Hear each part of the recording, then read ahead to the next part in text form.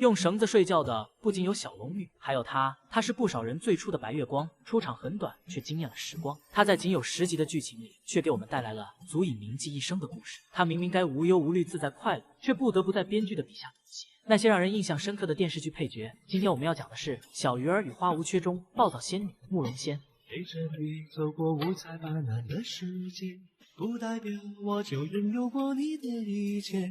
慕容仙面容俏丽，江湖人皆称她为小仙女，是慕容家的4小姐。姐姐慕容舒是当朝皇帝的宠妃，师傅是南海神尼，父亲慕容无敌更是江湖少有的高手。她家境殷实，脾气暴躁，下手狠毒，若有人惹怒于她，必遭她手中鞭子抽鞭致死。不过她始终是个年轻姑娘，对事物爱恶分明，敢爱敢恨，得罪她之人多为江湖奸邪之人。她本该自由自在地过完一生，没想到遇到了小鱼儿与大太监刘喜，以及自己那遭人惦记的特殊体质。你好坚强啊！当然了，我是真正的男人嘛，我有什么酸甜苦辣、艰难困苦没有尝过呢？对了，你怎么看得出来我很坚强啊？我的意思是，你站在火里都不怕烫吗？我一直以为小仙女是最适合小鱼儿的人，同样的口齿伶俐、活泼开朗，两人在一起的时间创造了不少经典剧场。我告诉你吧，竹门就是竹门，木门就是木门，我是千金大小姐，你是下人，我们之间根本就是不可能的。除非，我就嫁给你了。是什么？我好话只说一次，你自己慢慢想吧。小鱼儿进入慕容府，原本主要的目的是为了偷取至宝火灵芝救人，但哪怕与养育自己几10年的涂娇娇对着干，也不愿伤害小仙女一分，可谓是至情至圣。奈何小仙女是因年因月因日所生，至寒之体加上寒气，使得她必须服用至阳之药才能压制寒气，严重时还需躺在慕容府地下墓室中终年灼热的火山石上才能驱除寒毒。有一次在普通火堆取暖没用，而又不能像上次那样及时找到火山石的情况下，小鱼儿决定像导弹大师说的那样，脱去双方衣服，深拥在一起，用体温唤醒小仙女，两人的感情进一步升温。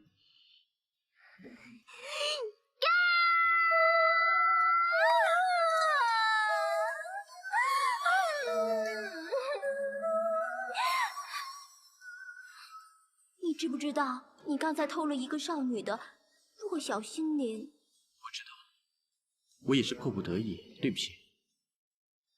不过小仙女特殊的体质遭到大太监刘喜的惦记，她修习吸星大法，武功深不可测，妄图在7星连珠之夜集齐5阳2阴，然后吸干他们的内力，来练就隔空吸功。而小仙女正因自己的纯阴体质而被刘喜追捕，在一路逃亡中，慕容全家也被刘喜陷害，而被满门抄斩。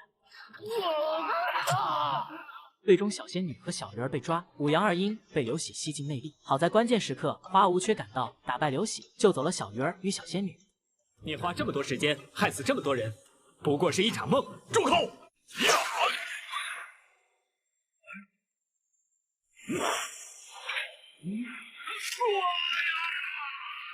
不过小仙女已经被吸进内力，满头白发，容颜日渐衰老。小鱼儿雨中一步一叩，寻找神医苏英，只为续的小仙女一命。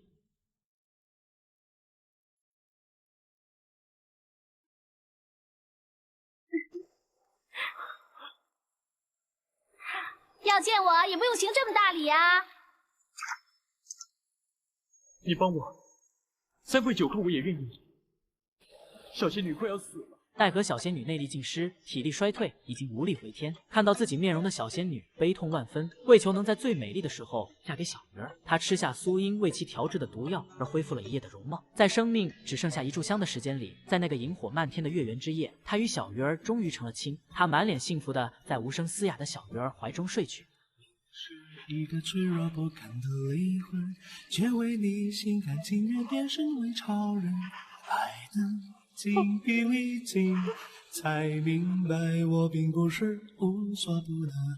也许因为我的天资不够，算不出来什么时候会分。小仙女的骨灰被装入锦囊，此后一直被小鱼儿挂在胸前。而小鱼儿与小仙女那并不宏大却又感人至深的爱情故事，也一直留在了我们心中。在电视剧中，小仙女不是主角，从第9集出场到21集下线，她的惊鸿一瞥却让人记住好多年。同小仙女一样，演员白雪也在这部电视剧过后消失在了娱乐圈。有人说她是退出娱乐圈去生孩子，有人说她与经纪公司有纠纷被雪藏。但不管怎样，现在小仙女已经做回了平凡的普通人，在我们看不见的地方悄然老去。小鱼蛋，我不在的时候，你乖不乖？乖，好乖啊。